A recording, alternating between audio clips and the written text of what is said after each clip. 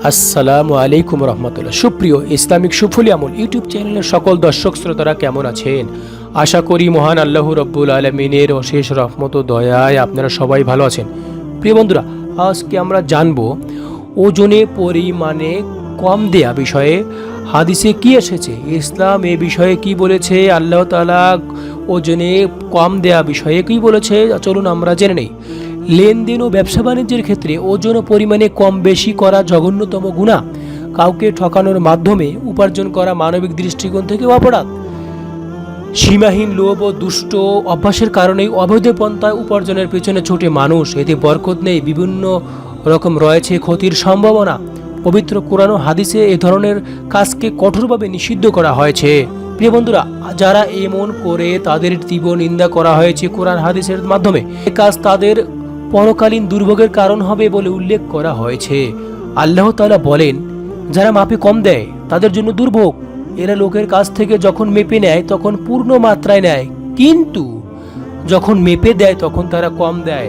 তারা কি চিন্তা করে না তারা পুনরুত্থিত হবে সেই মহাদিবসে, যেদিন মানুষ দাঁড়াবে বিশ্ব প্রতিপালকের সামনে? সূরা মুতাফফিফিন আয়াত নাম্বার 1 থেকে 6। অন্য আয়াতে আল্লাহ তাআলা ইরশাদ করেন, তোমরা সঠিক ওজন কায়েম করো এবং ওজনে কম দিও না। সূরা রহমান আয়াত 7 থেকে 9। অন্যত্র বলা হয়েছে, তোমরা মাপ ও ওজন পূর্ণ করে দাও এবং ন্যায় নিষ্ঠার সহিত দাও, আমরা কাউকে তার সাধ্যের অতিরিক্ত কষ্ট দিব না। সূরা আনআম আয়াত নাম্বার 152। পরিমাণ ও ওজনে কম দেওয়ার ফলে আল্লাহ তাআলা ফসলের উৎপাদন কমিয়ে দেন এবং দুর্ভিক্ষ দেন।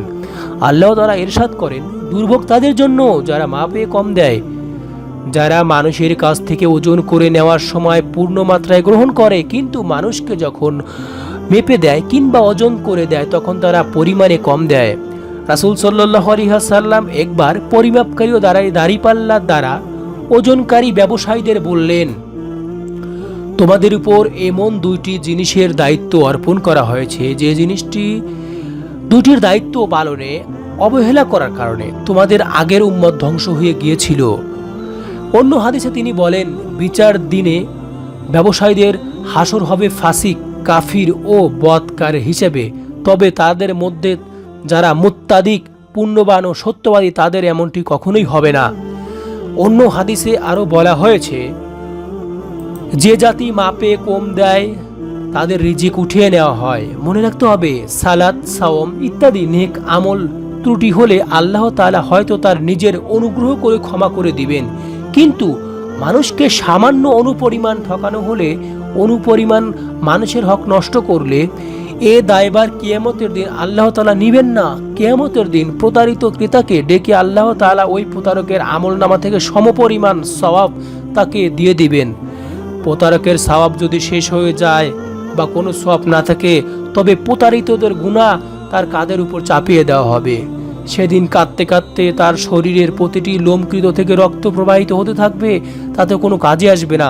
সেদিন এমন ব্যক্তিকে আল্লাহ তাআলা অনুগ্রহপূর্বক ক্ষমা করবে না, যদি প্রতারিত ব্যক্তি তাকে ক্ষমা না করে। এই হাদিস থেকে, উক্ত বাণী থেকে আমরা সুস্পষ্টভাবে বুঝতে পারলাম, যদি কোনো ব্যক্তি ওজনে কম দেয়, কিয়ামতের হাশরের দিবসে তাকে এর জবাবদিহি করতে হবে। আল্লাহ তাআলা প্রত্যেক ব্যবসায়ী ভাইদেরকে সঠিক ওজন দিয়ে ব্যবসা পরিচালনা করার মাধ্যমে আল্লাহ যথার্থভাবে জীবিকা নির্বাহ করার জন্য তৌফিক দান করুক। সকলে বলি আমিন।